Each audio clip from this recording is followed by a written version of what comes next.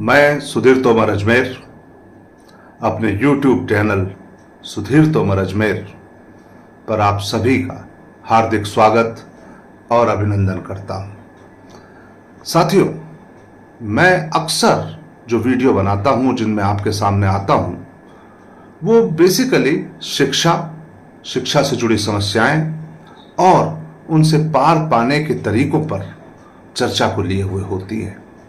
अक्सर मैं छात्रों से बात करता हूं, अध्यापकों से बात करता हूं, कभी कभी छात्रों, अध्यापकों और अभिभावकों तीनों से बात करता हूं। आज मैं इस छोटे से वीडियो में अभिभावकों से बात करता हूं। अभिभावकों, हम सब उस युग में जब 21वीं सदी की सिल्वर जुबली होने वाली है, अपने बच्चों के लिए सपने संजोए हुए, उन सपनों को संजोते हुए, उन ख्वाबों को पिरोते हुए उन्हें हकीकत में उतारने के लिए प्रतिदिन हम सब प्रयासरत हैं। हम सब दिन रात अपने बच्चों के लिए जो बेहतर से बेहतर सुविधाएं उपलब्ध करा सकते हैं, जो उन्हें निर्देशन दे सकते हैं, जो उनकी आवश्यकताएं हैं शिक्षा के क्षेत्र में, उन सबको पूरा करने के लिए प्रयत्नबद्ध रहते हैं, वचनबद्ध हैं। लेकिन क्या हम उन प्रतिबद्धताओं की पूर्ति की ओर तेजी से अग्रसर हैं? क्या जो हमारे सपने हैं वो तेजी से पूरे होते जा रहे हैं? क्या जो चीजें, जो टारगेट, जो लक्ष्य हमने अपने बच्चों के निर्धारित किए हैं, उनकी पूर्ति होती हुई दिख रही है? पहला लक्ष्य एक अच्छे विद्यालय में बच्चे का एडमिशन हो जाना है। एक जमाना था जब बच्चे का अच्छे विद्यालय में एडमिशन हो जाने पर माता पिता 12-14 साल के लिए निश्चिंत हो जाते थे कि एक अच्छी संस्था में पढ़ेगा और जब तक 12वीं नहीं कर लेता तब तक कम से कम एक तरफ से तो हम निश्चिंत हो गए, अब हमें कोई चिंता करने की जरूरत नहीं।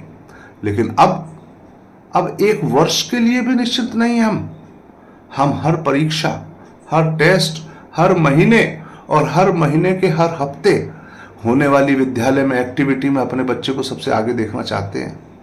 हर दिन चिंतित हैं उसके होमवर्क को लेकर, उसके विद्यालय में हुई पढ़ाई की व्यवस्था को लेकर। लेकिन इस आपाधापी में अगर हम कुछ खोते जा रहे हैं तो वो है उन बच्चों का नैतिक और चारित्रिक विकास। निश्चित रूप से उनका शैक्षिक विकास पहली प्राथमिकता है, उनके भविष्य को ध्यान में रखकर। लेकिन राष्ट्र के भविष्य को ध्यान में रखकर, अपने खुद के अभिभावकों के भविष्य को ध्यान में रखकर, देश के भविष्य को ध्यान में रखकर उनका नैतिक और चारित्रिक विकास भी हमारी पहली ही प्राथमिकता होनी चाहिए। उनमें सहभागिता का गुण विकसित होना प्राइमरी कक्षाओं में ही संभव है। अगर बच्चा अपने सहपाठियों के साथ मिलजुल कर रहना सीखता है, एक दूसरे का आदर और सम्मान करना सीखता है, विद्यालय की गतिविधियों के प्रति आकर्षित होकर उनमें भाग लेना सीखता है और जीतने के साथ साथ हार को पचाना भी सीखता है, तब जाकर एक सही शुरुआत होने लगती है। इसके बाद जब बच्चा मिडिल सेक्शन में आता है, 6ठी, 7वीं, 8वीं में, तब वो तेजी से किशोरावस्था की ओर कदम रख रहा होता है। यहां वो ज्यादा पर्सनलाइज्ड होने लगता है, यहां वो अपनी इच्छा और अनिच्छा की बातें ज्यादा करता है। उसे हर चीज अपने ऊपर आरोपित करके समझ में आने लगती है। मुझे ये अच्छा लगता है, मुझे ये पसंद है, मुझे ये नापसंद है। वो आपको जो बचपन से उसे सबसे अच्छी सब्जी लगती थी, अचानक आप देखते हैं कि उसे अब वो उतनी अच्छी नहीं लगती, उसकी प्राथमिकताएं बदलने लगी हैं।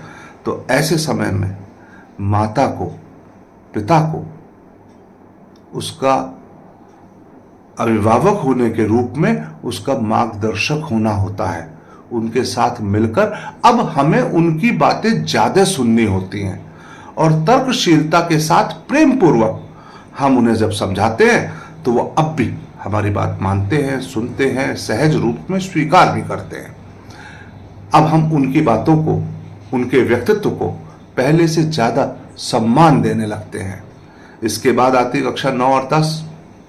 यहां वो दोस्तों के प्रति ज्यादा आकर्षित होने लगता है। यहां उसके सहपाठियों की बातें अक्सर उसे अपने माता पिता की बातों से भी ज्यादा रोचक और सहज लगने लगती हैं। इस समय पुनः अभिभावक के रूप में हमारी भूमिका में परिवर्तन अपेक्षित भी है और आवश्यक भी।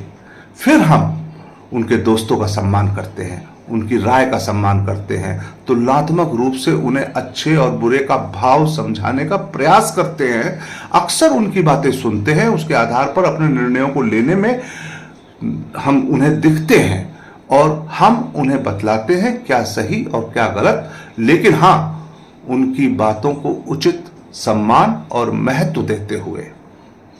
अब कक्षा 10 पास हो जाती है। कक्षा 10 पास होने के बाद यहां तक बच्चा खूब खेल कूद, विद्यालय की विभिन्न प्रतियोगिताओं में भाग ले, इसके लिए हम निरंतर खुद ही प्रयासरत रहते हैं। उनके अध्यापकों से मिलते हैं, उनकी मैडमों से मिलते हैं, उनसे रिक्वेस्ट करते हैं कि मैम इसको डिबेट में लो ना, मैम इसको म्यूजिक में लो ना। अब हम अचानक से अभिभावक के रूप में अत्यधिक जागरूक हो जाते हैं। जैसे ही कक्षा 11वीं में एडमिशन होता है बच्चे का, या तो हम उसे विद्यालय से निकालकर एक डमी संस्थान की तरफ ले जाने की तरफ प्रेरित करते हैं बच्चे को, या विद्यालय में अगर रखते भी हैं तो हम उसे निर्देशित कर देते हैं कि अब तुम्हें किसी एक्स्ट्रा एक्टिविटी में भाग नहीं लेना, अब तुम्हें सिर्फ अपने कैरियर पर फोकस करना है।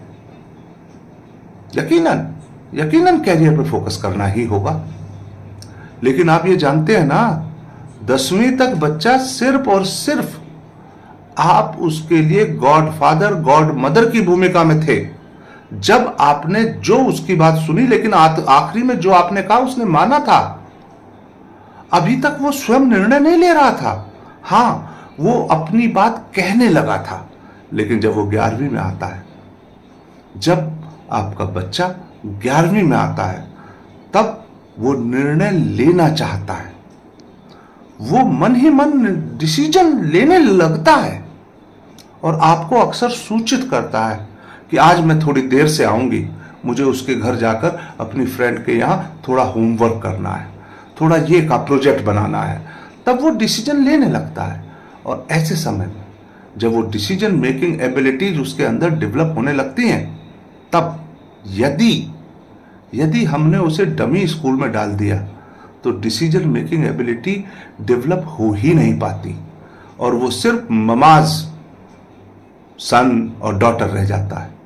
तब पता क्या होता है, उसका सिलेक्शन जब मेडिकल में होता है, इंजीनियरिंग में होता है, लॉ में होता है, या वो बाद में ग्रेजुएशन करके कोई एडमिनिस्ट्रेटिव पोस्ट पे जाता है, आईएएस आईपीएस हो जाता है, आरएएस बन जाता है, प्रोविंशियल सर्विसेज में जाता है, तब उसके व्यक्तित्व में जो वैक्यूम हमने 11th 12th के पीरियड में छोड़ दिया होता है, वो वैक्यूम अक्सर उसे खाने लगता है।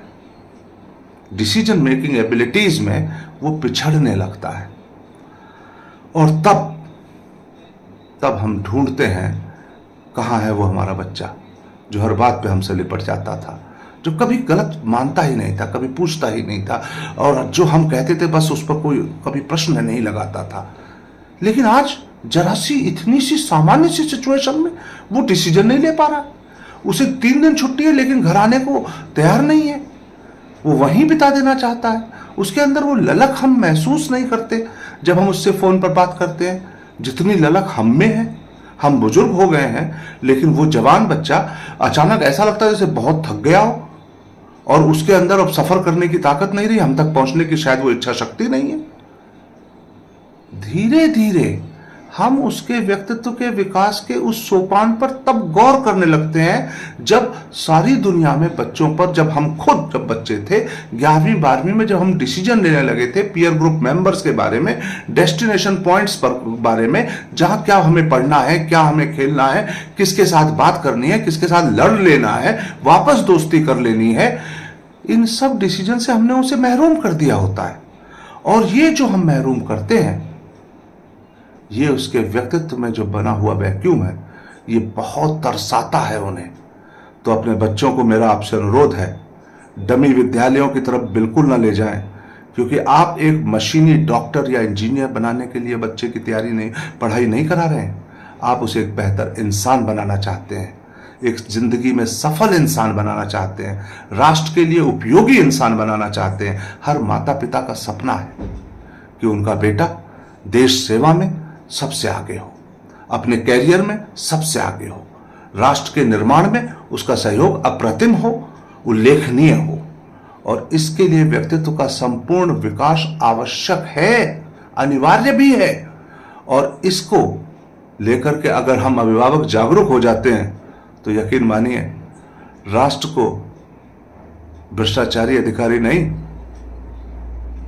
निर्णायक रूप से स्वतंत्र निर्णय लेने की क्षमता वाले अत्यधिक कुशल डॉक्टर, इंजीनियर, वकील, जज, प्रोफेसर्स और आईएएस और एडमिनिस्ट्रेटिव ऑफिसर्स मिलेंगे। तब हम महाशक्ति के रूप में तेजी से विकसित होंगे। हम अपनी भूमिका अच्छी तरह निभा रहे हैं और बेहतर उसे बनाएंगे। इसी अपेक्षा के साथ समस्त अभिभावकों को मेरा बहुत बहुत साधुवाद और हार्दिक अभिनंदन। धन्यवाद। आज इतना ही।